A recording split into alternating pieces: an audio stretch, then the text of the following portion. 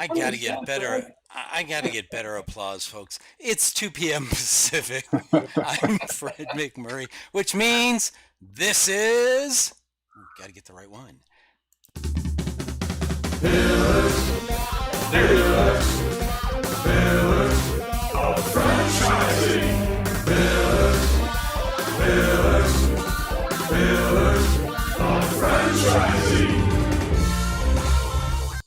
I'm Fred McMurray. As I said, I'm with my co-host Ray Pillar, and we've got a very special guest today.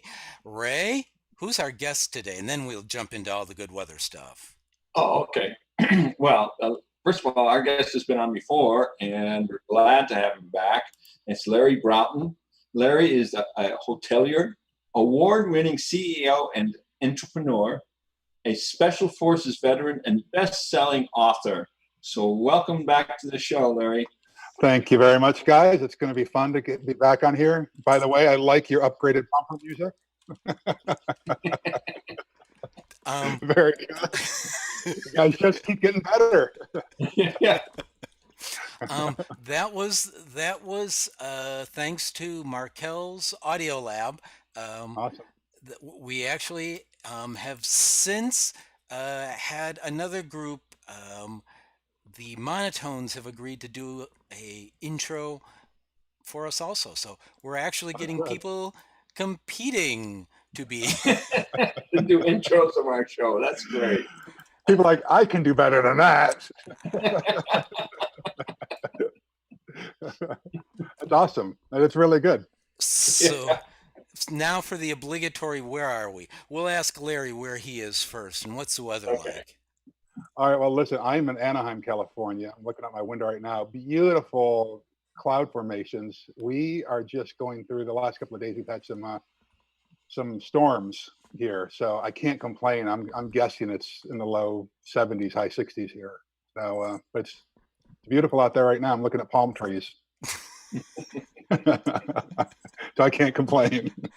Yeah, we know where I am. So go ahead, Ray. Where are you today? Well, I can't complain because it's simply not snowing, but it's raining. It's windy. I mean, if it was 20 degrees cooler, it would be snow, and I'm just thankful for that because right now we're 48 degrees outside and overcast and rainy, and it's, well, I'm sitting in Aurora, Illinois, all the way, Wayne's World.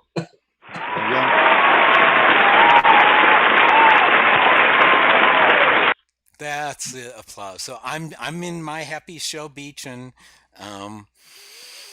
the Pacific's blue just like that, and it's in the low 70s, and I can wear a hoodie, and I'm just a happy man, folks. Yeah. So life does not suck for you. Life does not suck for me. Yeah, life doesn't suck for me.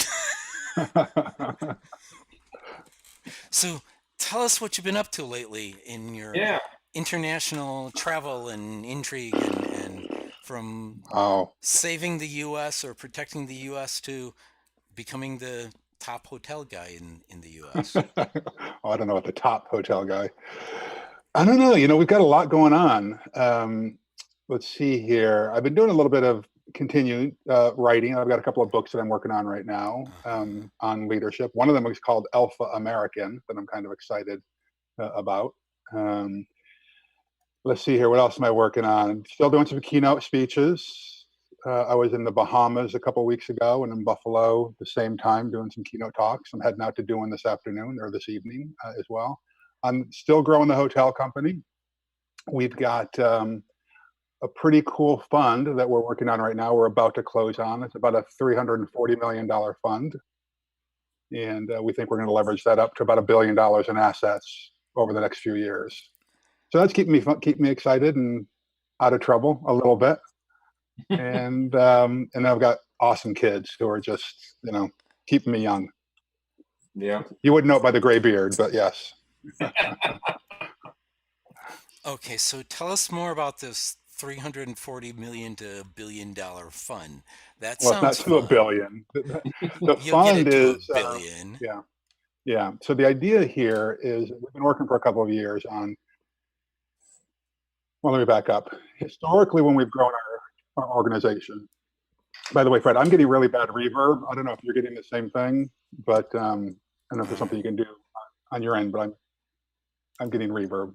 So I hope your listeners aren't. But historically, we've grown our organization by doing PPMs or syndicating our deals, where we'll go out and put together an investment group of a collection of people, and they'll put in $100,000 or $500,000, and we pool the money, and then we go out and acquire an asset. That is time consuming and a pain in the rear, honestly, because sometimes for a $20 million asset, you might have 40 or 60 different partners in this thing. And it's just like herding cats, sometimes. And sadly, oftentimes people who have the smallest investment who complain the most, and that's a pain in the rear to deal with as well. So we've been trying to change our strategy over the last few years. And so for a couple of years, we've been trying to put together some kind of vehicle where we can fuel growth through acquisition, but where we control the asset, we control our destiny, we control the money, the purse strings, all of it. And so we put together a fund of about, as I'd mentioned, $300 and some million. And the idea here is through purchases, through financing vehicles, through leases to acquire about $1 billion in assets. And so the good side is this: we have one person that's making the decisions on do we do this asset or not. We have one person that we report to, not 60 per. I'm being a little bit dramatic. 60 partners in one project. So that makes it a lot easier. The problem is this: when you have $300 and some million sitting in a fund, it needs to be earning money. You need to be placing it, or else the clock is ticking. Money just sitting in an account someplace, right? So we have to move very quickly. And so that's what we've been doing for the last several months, identifying assets so that when the fund does close in mid-December, right after the first of the year, we start acquiring assets. And so that, of course, provides all kinds of headaches because you need to make sure that you've got infrastructure to operate all of these assets. Because right now we've got about 15 hotels that we currently operate. We've divested ourselves from a handful over the last couple of years to make sure that we're positioned properly. Because, sometimes in business, you might have a small asset that requires as much or more management and heavy lifting than a larger asset. So we've cut those out of the portfolio, or currently cutting those out of the portfolio, so that we're better positioned for the bigger, more, it's the whole 80-20 principle, right? And so we're trying to just leverage our time and resources better. So we're pretty excited about it. It's going to be a fun run here over the next few years. Our life will be different 18 months from now than it is right now, for sure. All right, so we'll bring me back in 18 months because it was close. It's been about a year since you've been on. That's right. That's right. So, That's right. Ray, jump in. Sorry, before I ask the next one. No. You go ahead. But one of the things that came to mind is right now you're in hotels. Are you looking at any other assets? Yeah. It's interesting. They'll all be kind of real estate, multifamily kind of thing. So we are looking at multifamily housing. One of the things that we're seeing happen in that space is, think about these high-end or these multifamily apartment buildings. I'm not talking about a fourplex. I'm talking about like a building has 100 units or 200 units. A lot of those places are looking for hotel type of services, concierge services. Like, I live in an apartment, I'm a young professional, but I want somebody to deal with my dog sitting or my dry cleaning, or I want a space where I can have events for friends who kind of come over. So basically it's a multifamily building that's operated like a hotel. So we're looking at those assets. We're looking at branded residential units, like you can think of the Montage residences, right? So there's that. And then maybe even some higher end senior assisted living. So it's kind of all in the hospitality genre space. But then there's the food and beverage side as well. We've got a couple of food concepts that we're probably going to be rolling out in the next couple of years as well. Okay, so you just brain dumped a whole lot of stuff there. Yeah. I remember, for your listeners who don't remember, I'm a little bit of an entrepreneurial schizophrenic. Okay. Really. And we're really stepping on a lot of things. And we're going to get back to the story on how you started on there, because to me that's always compelling. But I want to go back to the first one you said of multi dwelling, family dwelling, not in a fourplex but large, because I started thinking about what I see along the California coast, which tells me that's like really high end money. But then you said you backed it down where it could be, I'm thinking, anywhere, and now you're targeting the millennial audience with some of these? Millennials, young professionals. If they've got money, then they're our target. Yeah. Okay, so I'm thinking like here in Anaheim, for instance. When I got divorced, I'm here in my office, it's called Stadium Tower. Here I look out the window and I can see Honda Center, and out that window is Anaheim Stadium where the Angels play. There are high-rise condos in this area that have people like me, or had. I don't live here now, but when I did, I was in my, what was I in? Late 40s, early 50s, CEO of a business, but living in one of these, and a neighbor might have been a young professional attorney who was living there, right? And I think what you're seeing more and more, Fred, is this urban infill that's happening. Particularly here in California. I mean, you live here, you know what the cost of how single family residents are, right? So I do think that there's flashing. What's that? That's why I'm flashing on this, because this is brilliant. Yeah. So we think there's a big opportunity here, and we can actually add value through these ancillary revenue streams to these assets, because we're not just looking at what's our monthly rent roll. Now we have ancillary revenue streams that come in that increase the value of the asset, that bump up the net operating income, and so you can have a higher or a lower cap rate. It sounds a lot like a concierge service in a hotel. Yeah, we're adding that to it. Absolutely, that's right. It's a good way to look at it. Yeah. No, this is like far more brilliant than glamping, which. Well, yes.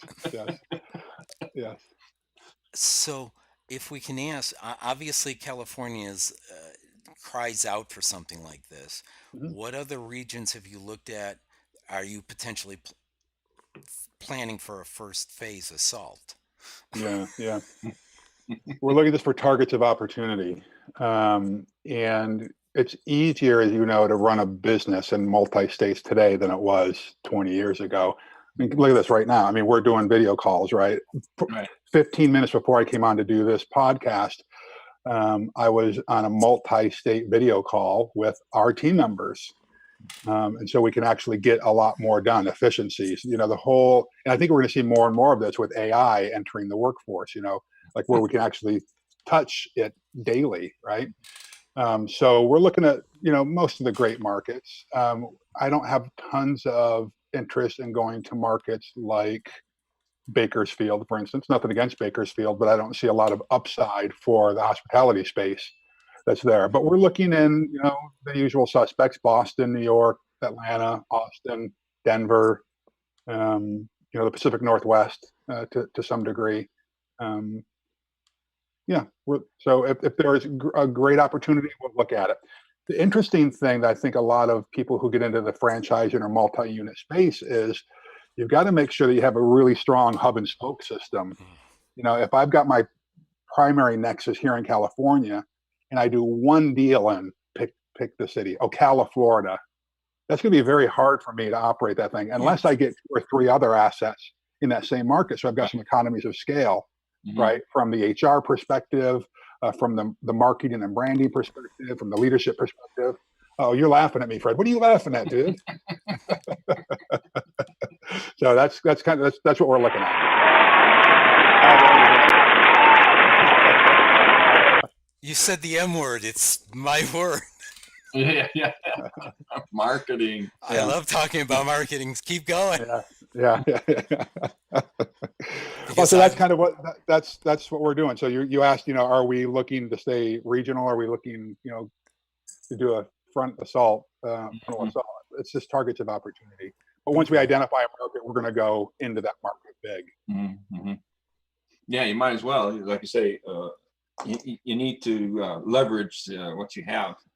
Well, here's the thing that we learned. You know, we've got 4 hotels in Chicago right now, and the people that are on the ground, and I think, you know, having worked with multi-unit people, because, you know, I have this coaching and mentoring program as well. I used to work for McDonald's 100 years ago. I understand the franchising model. The problem is that when people own multiple units, they think, okay, I'm the rock star, and you may be the rock star, but if the people that are running those units don't know how to win the hearts and minds of the locals, it will be an uphill battle.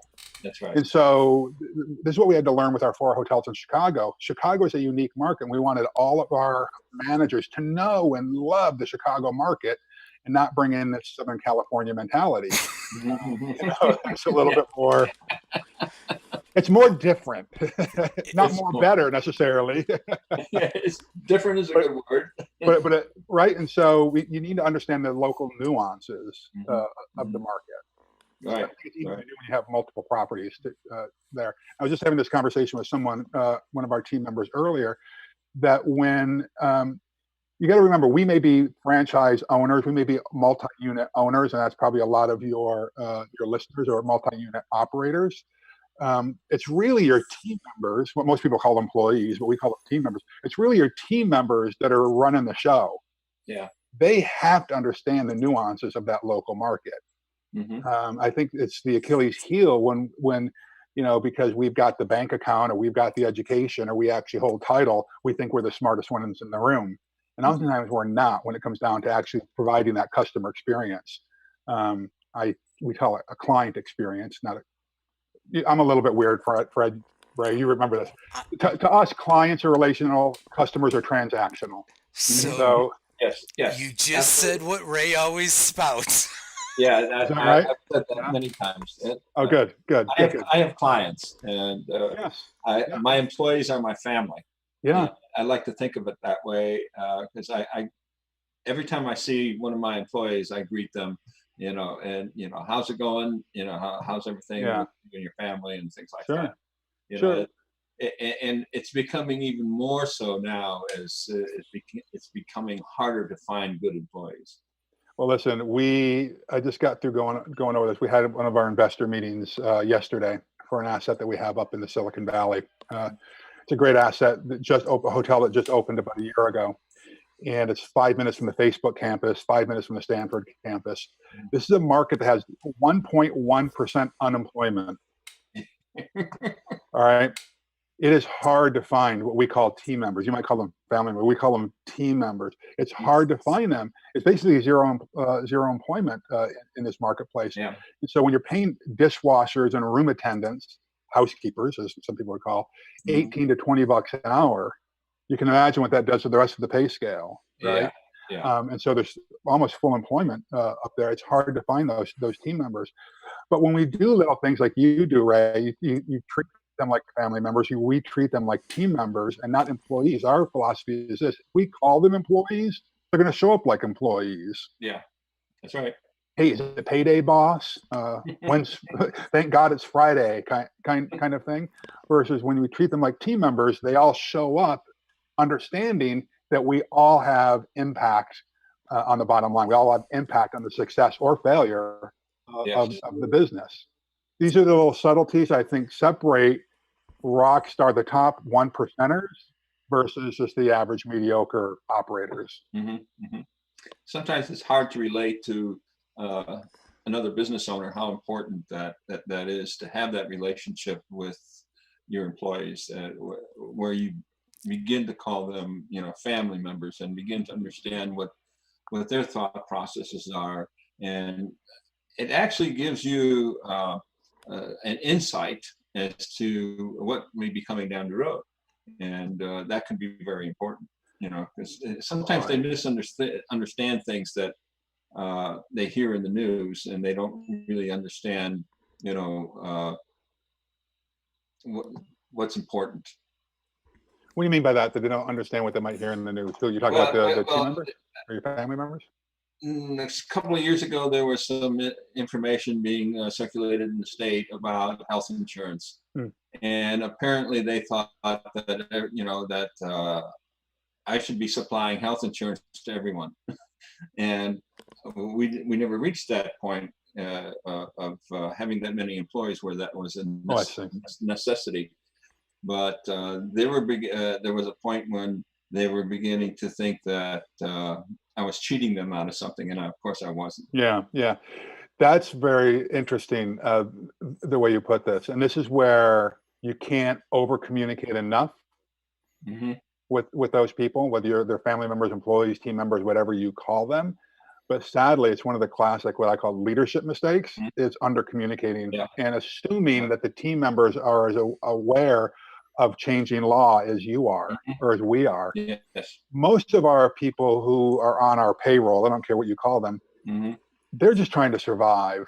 That's right. They're just trying to put their kids through school, make sure that they have a great relationship with their significant other, having a little bit of fun on the weekends. They're not keeping up to speed on this kind of stuff. And so by us saying, hey, we're an organization, we've got 30 members, and this health insurance law requires that we have to have 50 or more, right.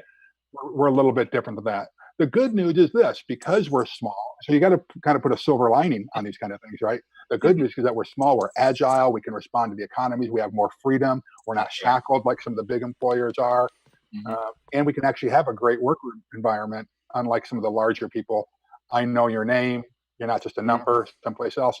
This is where leadership comes in. Yeah. And it's sad, Ray, because I think so many people get into business ownership and business management and leadership. The higher up the ladder they go, the more passive they become in actually touching the team members. And I don't mean physically touching the team members in California. Right. You might want to change that sentence a little bit. But impacting the team members.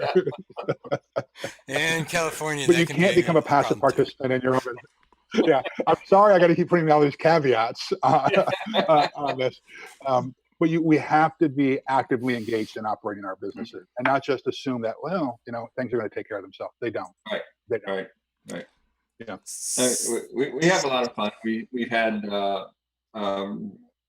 for Thanksgiving we have a potluck, and it's a lot of fun because I get a chance to enjoy some really good homemade food, and I get a chance to commingle, with everyone, and it's just a great time. And for Christmas, we're all going to go out to a restaurant. Every employee, every other year, for a while we were doing everybody and meeting kids and extended family at these events. And then they said, no, we want to go out by ourselves once in a while. Yeah. So we're alternating now. Whereas one year it's everyone, and then the next year it's just the employees. So and we have a good time, celebrating Christmas. Yeah, I remember even my parents. Now I'm an older guy, but I remember my parents. One of the big events that they went to each year, and they worked for a factory back in rural New York. My dad was a machine operator. That was his title. But it was the holiday, the Christmas party that they went to. They got all dressed up for this to go out. And for some people, these holiday events, it's the most significant event that they go to during the year, with the exception of family celebrations like weddings, right? I think it's really important that we do this stuff for our team members, and it does build a sense of loyalty because with this low unemployment rate that we're talking about and attracting team members, the more we can do to build loyalty. I mean, the cost per team member to go to hold a Christmas party pales in comparison to the cost, and it really is a cost when one of your team members leaves and you have to replace them. That's right. Absolutely. Yeah. And so anyway, I know that there are some people who scratch their heads like, what? You take people out to dinner? You have these parties? Like, yeah, because it's an investment in the business. It is. Well, if you want to, of course, I don't consider it that, but it's more fun. Oh, I understand, but I'm saying that the side benefit is that it's an investment in the business. Yes. Yeah. Okay, Fred, do you have something to do? Yeah, I've had something to say since the comment of thank God it's Friday. And I often feel that way because I'm happy it's Friday and I've only got 2 more days in the work week. So But what's wrong with that? So on that, sorry folks, on that note, we're gonna break for a commercial and Commercial. a commercial. Yeah, so I want to thank the Link Local Network. As you can see in the scrolling title most of the time, you can call in at 323-580-5755. That's 323-580-5755. Or the folks that are sitting on the website, you can also ask questions there. Or we're monitoring a whole lot of social media platforms. You can talk to us then. And now a word. Ooh, I'm behind. Much stuff to do. From a sponsor. Hey, franchise owners. How's your local marketing?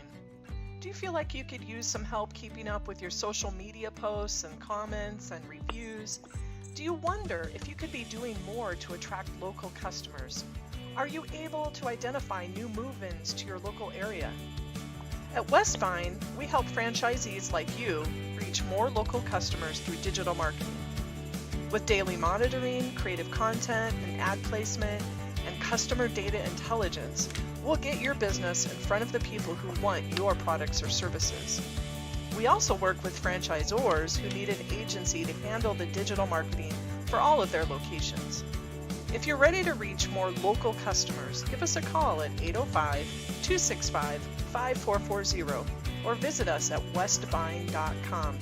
That's 805-265-5440 or westvyne with a y.com. And we're back, folks. Boy, there we are. Now, we don't like that one. Ooh, that's bad. So we're going to flip back here. There, much better video. We're back now. We'll have to fix that other screen there. With Larry Broughton. Ray, you want to take us away again? Because I got the last funny comment, so you guys can talk some more. Well, we were talking a little bit about having fun and taking our family, our employees, our team members, and having fun with them. But I'm going to kind of go back a little bit. You mentioned something about artificial intelligence earlier on in the show.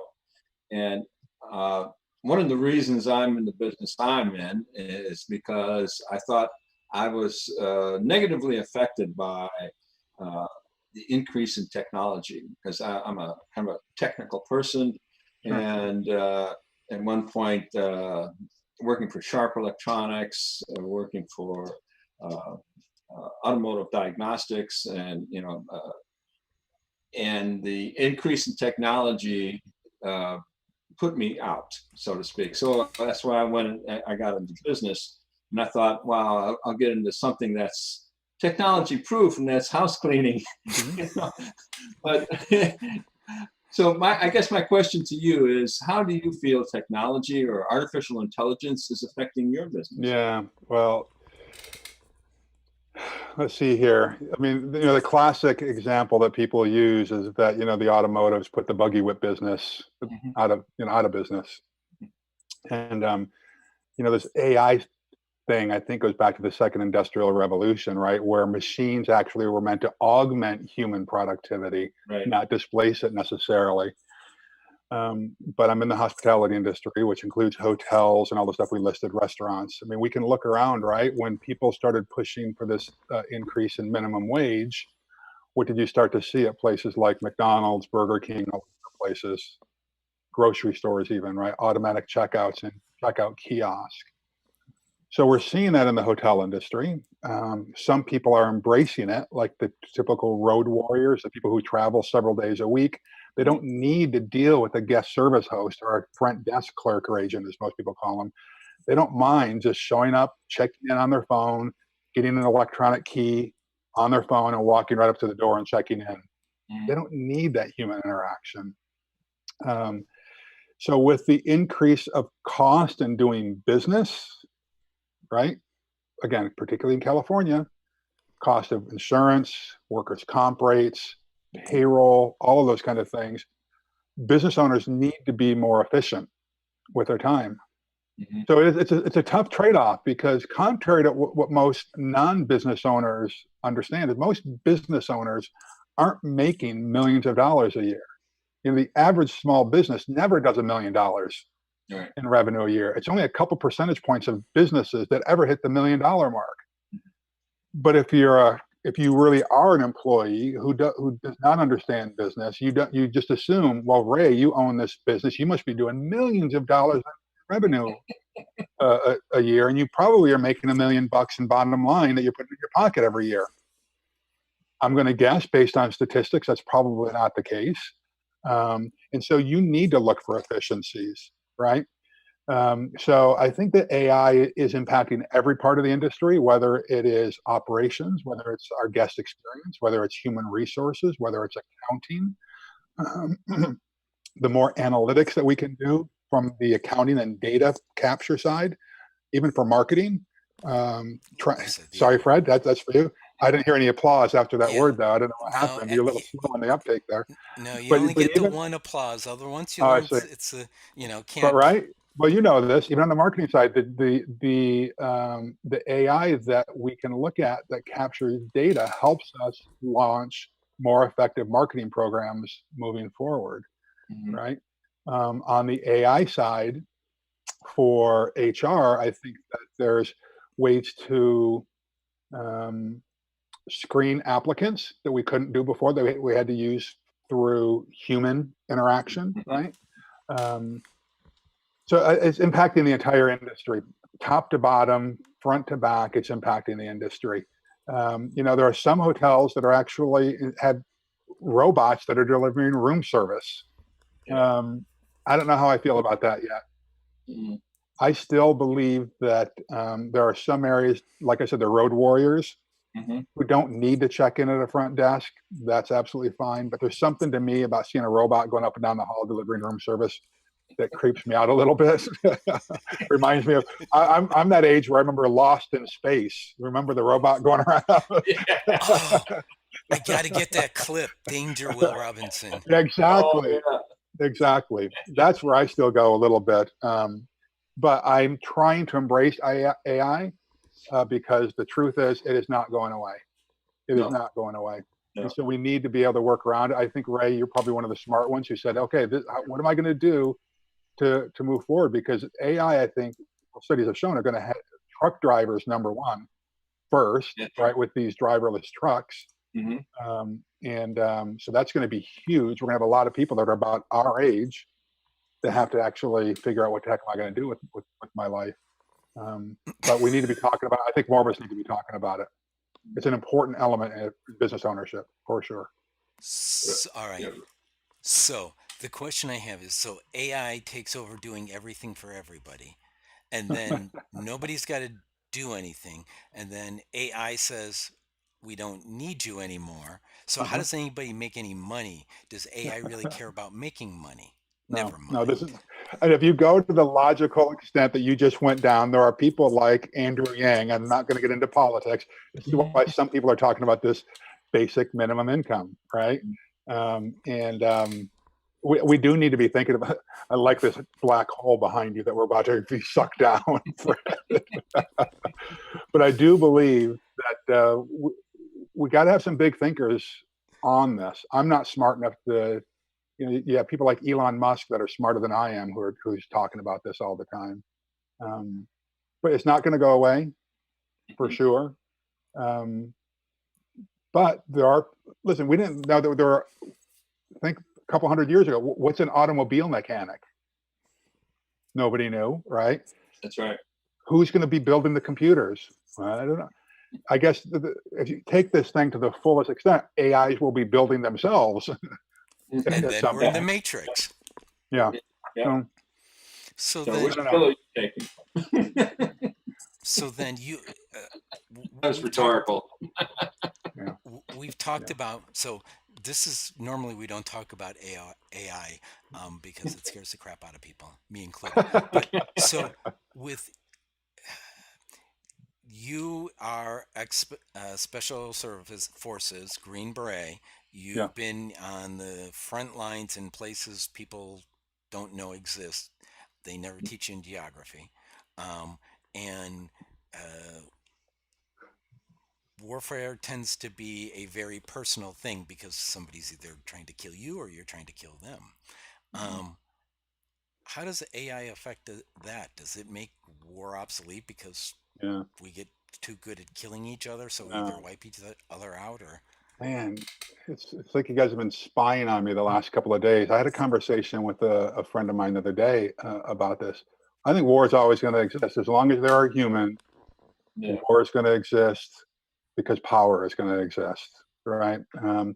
And we like to think that we can build this utopian society where there's like one government, but the problem with these utopian communistic types of societies, it doesn't take into account the human condition. Until we all are able to embrace the philosophy of sunshine, lollipops, and rainbows every day, someone will be oppressing someone. Yep. And this is why you need, as they say in the special ops community, rough men willing to stand to fight the bad guys, And the motto of special forces is "De oppresso libere," free the oppressed. There's always going to be evil in the world. So even if AI is out there, there's going to be someone using this is the scary part, right? There's someone going to be taking AI and using it for evil, right? Think about China. We know for a fact that China is trying to build these superhuman warriors, right? Where they're actually literally integrating AI with superhumans. We know this to be a fact. That's a little bit scary. It is. About these super soldiers, when you consider the billions of people that they could just swarms of them coming over the horizon, right? That can be a little bit scary, right? Just swarms of them. I'm not sleeping. But AI is being used now, right? I mean, drones. That's right. Is part of AI, right? I believe that used appropriately, though, AI can limit the amount of collateral damage that has been done. We don't need to go and do this carpet bombing that we know from most conventional wars. That's right. And in fact, AI was used when, what's his name that was just taken out? Just used his name recently. Yeah, we know. Baghdadi. AI was used during that mission. And if we hadn't used some kind of, AI-assisted warfare, probably more people would have been killed. So again, it could be used for good or evil. It's the whole yin and yang of life, right? See, I'm worried about it when the Nigerian princes get it. Yeah. Because how will you know? How will you know if it's really true? And actually, there is a Nigerian prince in jail where he made couple of $1 million running that scam from jail. I love the news. There's a lot of scams coming out of there, and that's another show. Ray, your question. Yeah. Speaking of drones, though, one of my fears is drones that are small, about the size of locusts, that be able to fly into wherever you're at, into your home, determine maybe what color your eyes are and what you're thinking, and if you're not thinking the right thing or your eyes are the wrong color, just simply implode your brain. Man, we've gone way away from the hotel industry. So let's go way back to it. So obviously, how we talked about the road warrior, and because I'm one of those people, usually when I'm on the road, it's like, let me alone, I'll deal with it. Just let me. I would love the key fob, like you said, or the on my phone. That'd be awesome. How do millennials view it differently, though? What type of experience do they look for when they're going on I'm assuming either on a road warrior trip or just a vacation? Yeah, I think that the rise of the home sharing space suits them, many of them, well. And I'm talking about Airbnb, VRBO, those types of things. But many of the studies are showing that what they're looking for is just a unique experience. Hopefully, there can be some sort of social cause. Like maybe there's a hotel that has a give back, that part of the rate goes to some charitable nonprofit, conscious capitalist program.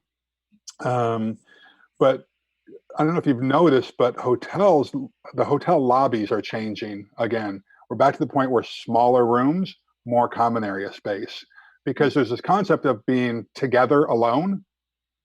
Okay, so I'm by myself traveling, but I want to be in a public space where there's a lot of activity going on. I mean, think about when you go into a Starbucks or a coffee shop nowadays.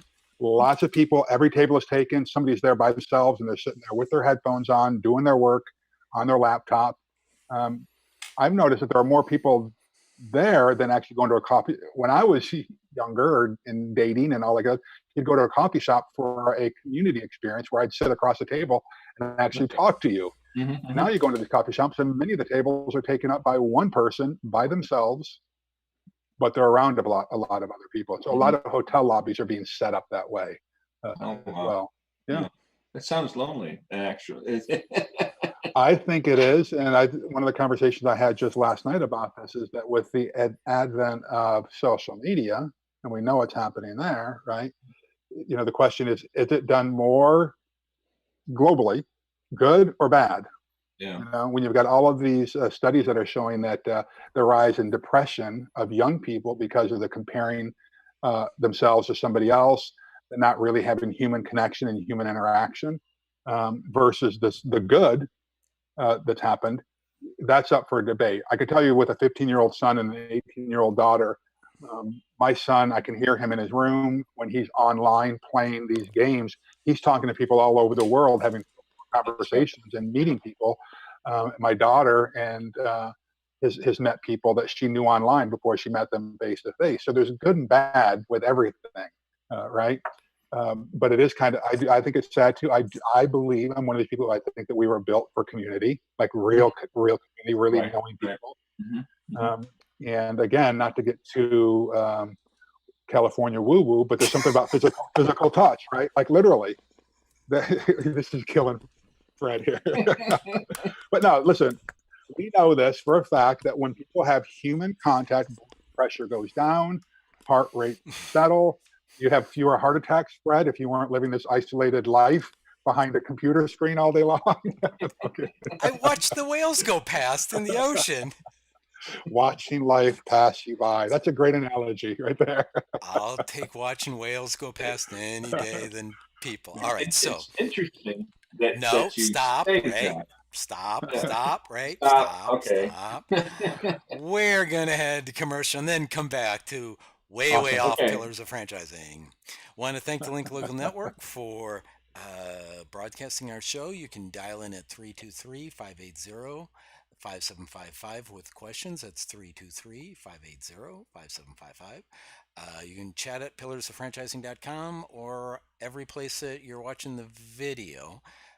Also want to announce Link Local Network is going to be launching How to Buy a Business Without Selling Your Soul show. It's been fun working on that. And now, a word from our sponsor. Ever wonder how successful business people get educated about franchise business options? The Franchise Consulting Company is a group of over 100 franchise professionals with more than 2,000 years of franchise experience. We help our clients select and investigate franchise companies. And like a realtor, our services are free of charge to you. Our fees are paid by the seller. Reach out to us to learn more and get a free copy of the Franchise MBA, the #1 bestseller and highest reviewed book on Amazon in the franchise category. Our website is thefranchiseconsultingcompany.com, or feel free to call us on 800-321-6072. And we'll be actually having Nick on within the next couple of 3-4 weeks.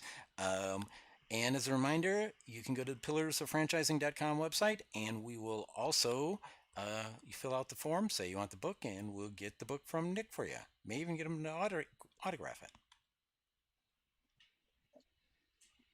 I just want to kind of continue with the conversation we were having a little bit about community.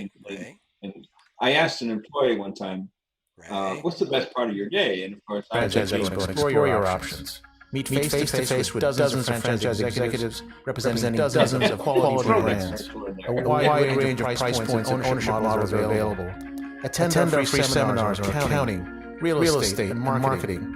Franchise law experts will be there to answer your questions, and banks are on hand to discuss loans and financing.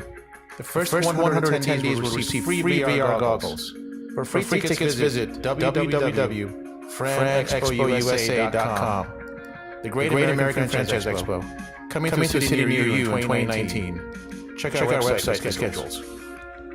And for those who are listening who can't see the video, the actual, we've got the list of all 6 up. The next one is February 16th and 15th at the Irving Convention Center in Dallas. And there's also one in February 22nd and 23rd at the Houston Stafford Center, if my eyes aren't going batty on me. And we're back. Did anybody hear what I said? Oh, I'm quite sure they did, my friend, but that's okay. One way or another. Either. All right, I'll repeat. So we were talking a little bit about community and how people get together. And one of the questions I asked an employee several years ago was, what's the best part of your day? And of course, I'm thinking, when I got home, right? Yeah. No. When she came into work in the morning, because she has a chance to talk with a lot of friends that she has at work and communicate to them, what's going on in their family and their things like that. And she says, the hardest part of my day is when I get home.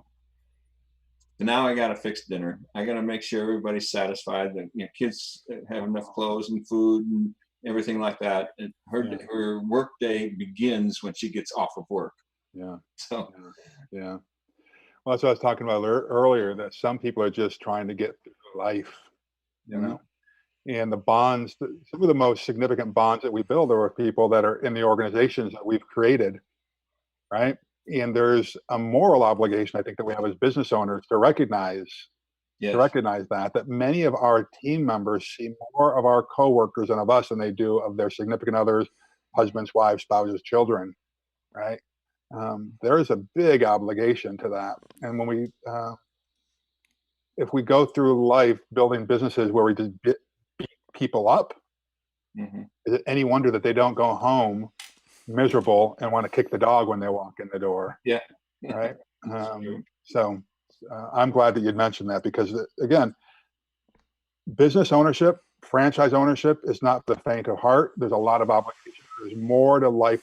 You just see beyond the bottom line. Right? So I appreciate you sharing that. That's good, Ray. So eventually I'll ask you what I now call the Max questions. It's either the Addison question or the Max question, but Max is but before we get to that, I'll ask you a version of it for you. So the goal of Pillars of Franchising is to transfer the opportunity to somebody else. And as a small business owner, we all think about either how we're going to sell or if it's going down to kids. So is Broughton Hotels going to your kids, or they want to go and do something else? Yeah, that is a great question. I don't know. I wish I know. I wish I really knew. I'm sure my daughter is not going to want to be involved. She's off at her first year of college. What I'm trying to do now is understand that there's got to be multiple opportunities to divest myself from the organization. If I just go in with this is the one way I can divest myself from this, if that opportunity doesn't come along when the timing is right, then I got a problem, right? And so I've got to look at this from a multi-pronged approach here. My son, who knows? He's 15. Thank goodness he looks up to me. He respects me. He's a smart guy, but that's 15 and I'm 57. I don't want to be doing this, 35 years from now. And so I have had conversations with our executive team about what does this organization look like 5 years from now? What's it look like 10 years from now? But I'm pretty fit. I'm pretty healthy. I'm pretty vibrant still. And I could see myself actively involved in the organization if things keep going like they are. And I love doing what I'm doing 15 years from now, easily. Maybe not the number of hours that I'm working then. But I'm not sure yet. We think about it all the time. but I don't know yet. I don't know yet. I think I'll have a better idea a couple of years from now once we see how we actually deployed these assets or this fund to acquire assets. Yeah. Yeah. See, I for a while I didn't care, and then had the grandkid, and it's like, okay, 20 years from now she takes over from grandpa. Is that what you're thinking, really? I mean, are you being serious? That's what you're setting up for? Oh, that's yeah. With the grandson now, it's he gets a piece too. Sure. Well, this is why some people don't think about like legacy trust, right? You do have to start thinking about this stuff. What happens, and God forbid something happens, like I walk out the door and get hit by a bus today, right? And so I do encourage business owners to look at, it's called key man insurance, but key person insurance. And if those who don't know what it is basically getting a life insurance policy on your business or on yourself, so that the business has money to replace you and keep going. Because again, if we look at this, like we have a responsibility to in our case, hundreds and hundreds of team members to keep going. That's right. When you start thinking about your sphere of influence, and it's not just my family, it's my team members' families, their children, our vendors, right? Yeah. The sphere of influence is pretty big. It is. And do I just want to get hit by a bus and everything is done? I don't think so. And so key person insurance is something to consider, so that you can so that the remaining team members can actually hire a new CEO or chairperson or whatever, however you define yourself. That's awesome advice for our listeners. Yes, it is. Yes, it is. If there's any folks out there that are listening, give us a shout on if you've gotten it and where you've gotten it from, or post on the website, something like that. Just they have this thing called Google, by the way. Yeah, I know, but I'm kidding. And you know what? That's what I would tell people. But you know what? There's something. The first time somebody called me about the show, and they started asking me questions, and I'm thinking, okay, I've never bought a franchise, but my co-host always says this, and I said, do you have a franchise coach? And they said, yeah. And I'm thinking, oh man, you need a new one, because I know the answer to that question. So, but it's all happens because we touch a whole lot of people doing this stuff. We sure do.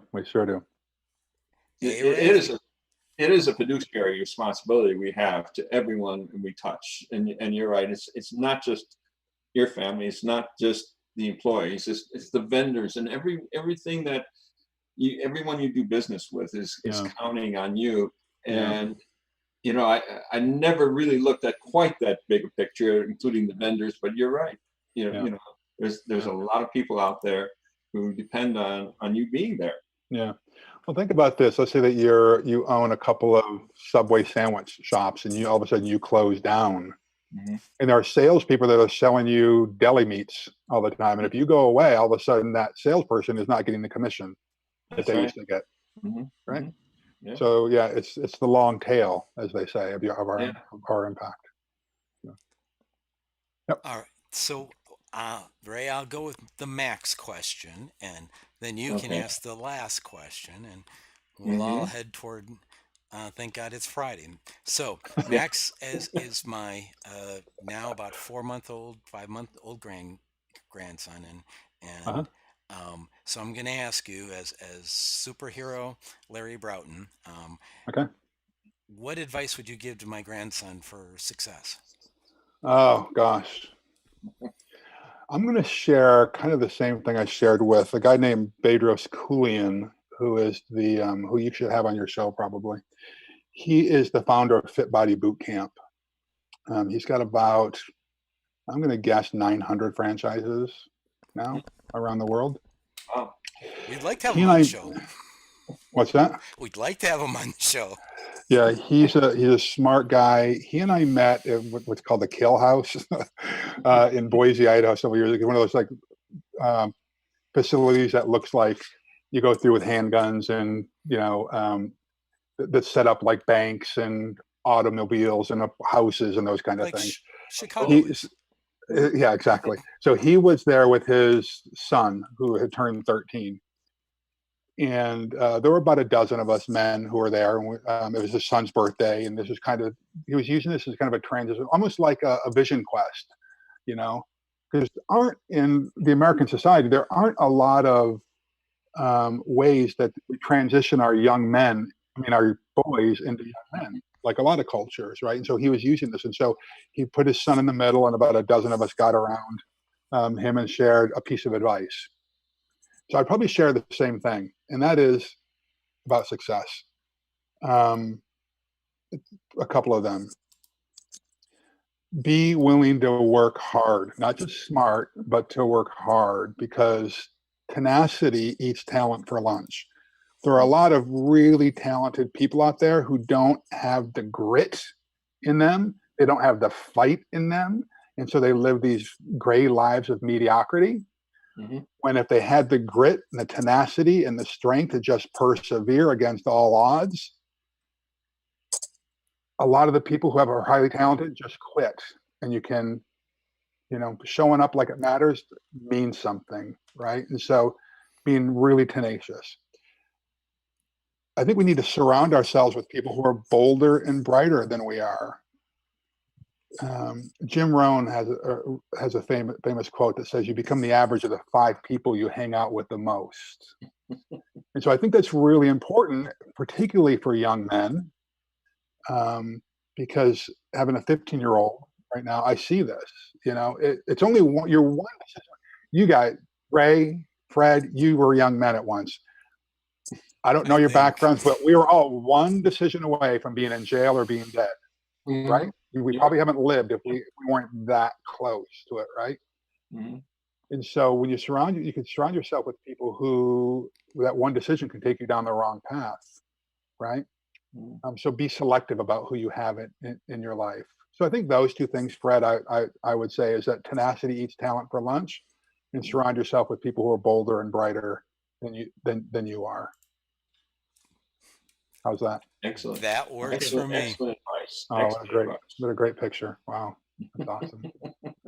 Go ahead, Ray. You got the last question, my friend. Well, first of all, from one veteran to another, I want to thank you for your service. Thanks, brother. You too. Greatly appreciated. Yeah. And the next question is, if someone's interested in what you're doing or your books, how is the best way for them to get a hold of you? Well, I hate to say this because I'm trying to take a social media break right now. Yeah, being on the show, not helping. I'm on all the social media platforms as at Larry Broughton. I've got my personal website is either thelarrybroughton.com or larrybroughton.me. That's just my first and last name, and you'll find me out there. Or just Google my name, you'll find me. If you go to that website, then it's got my hotel company, it's got my coaching and mentoring programs, it's got links to all the books that are out there. But larrybroughton.me is probably the easiest way because it's got the social media links as well. Excellent. Thanks, Ray. Thank you. Yeah, my pleasure. Always a pleasure to have you. Listen, you guys were a lot of fun. So I love the banter. It makes me smile. This cracked me up, and man, I'm going to have to rename the episode to AI Discussions with Larry. Oh, gosh, maybe. I love it. We'll be back next week with a new interview. Happy Thanksgiving, folks. And This is...